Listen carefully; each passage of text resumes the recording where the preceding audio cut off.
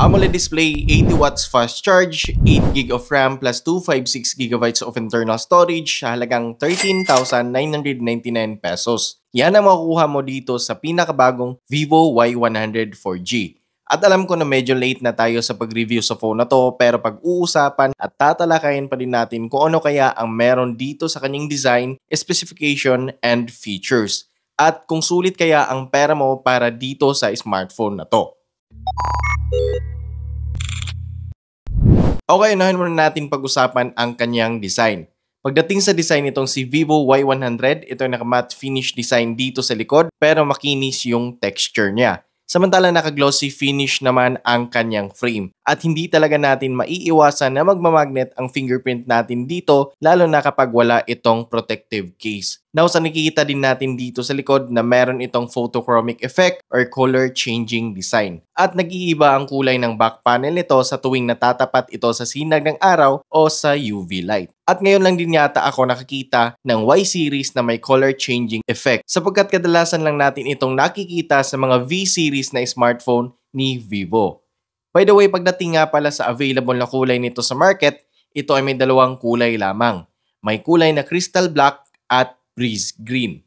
At pagdating naman dito sa kanyang camera module sa likod, ito ay may tatlong lente ng camera at may kasamang LED flash. Samantala dito naman sa harap, ito ay may maliit na punch hole camera. Yung top, side, and chin bezel ay manipis lang din, kaya mas malapad na din kung ating titingnan ang screen nito. Anyway, malipat naman tayo dito sa kanang bahagi. Dito nakalagay ang kanyang volume rocker and power button. Dito naman sa itaas na bahagi ay dito nakalagay ang kanyang noise cancellation microphone.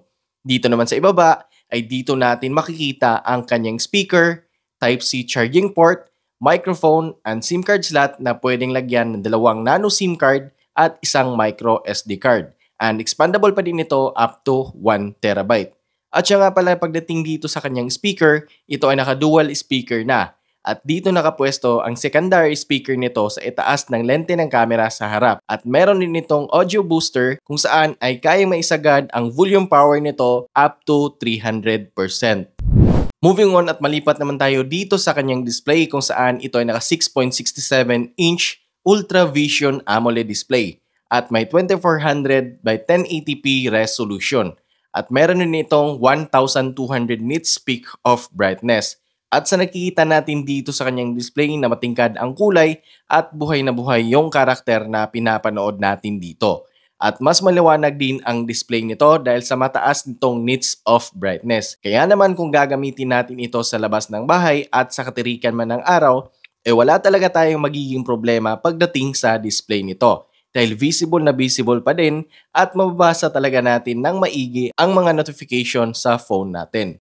Anyway, pagdating naman dito sa kanyang browsing performance ay maibibigay pa din ito ang smoothness sa pag-browse natin sa social media. Dahil ito ay may 120Hz screen refresh rate at pwede din natin itong iset ng automatic nang sa ganon kapag walang motion dito sa screen ay kusang bumababa ito down to 60Hz screen refresh rate. At malaking tulong din ito para mas makakatipid tayo in terms of battery consumption. Siya nga pala pagdating sa battery capacity ng smartphone na to, ito ay may 5,000 mAh battery capacity na magagamit natin ng ilang oras o buong araw. So nagdedepende pa din kung paano natin gamitin ang phone na to. Moving on na pag-usapan naman natin ang camera ni Vivo Y100. Ito ay may 8MP camera sa harap, samantala dito naman sa likod, ito ay may 50MP main shooter, 2MP naman para sa portrait camera at yung isang lente nito ay ang kanyang flicker sensor. At ito yung mga sample shots natin.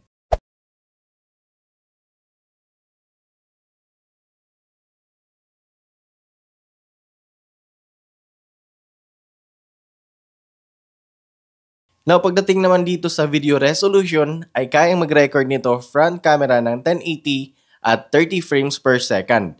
Dito naman sa likod na camera ay kayang mag-record lang din ito ng 1080 at 30 frames per second.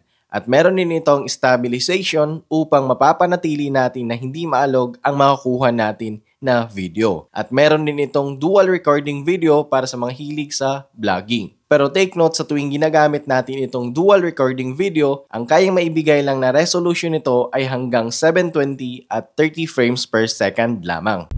Moving on at pag-usapan naman natin ang performance ni Vivo Y100 kung saan ito ay may processor na 6nm Qualcomm Snapdragon 685 at may FunTouch OS 14 based on Android 14 out of the box. At pagdating dito sa latest Antutu app ay nakakuha lang tayo ng almost 307,000 na score at alam naman natin na napakababa talaga ng score na yan para sa presyo ng phone na to. And to make it short, kung bibili man kayo ng smartphone na for social media use lamang at pangpormahan ang datingan, kayang-kaya talaga sumabay nito doon sa ibang brand competitor. Pero kung camera and performance naman ang hanap nyo sa isang smartphone, ang maipapayo ko lang ay dagdagan nyo na lang ang pera nyo para makakabili kayo ng ibang smartphone ni Vivo na may good quality performance and camera.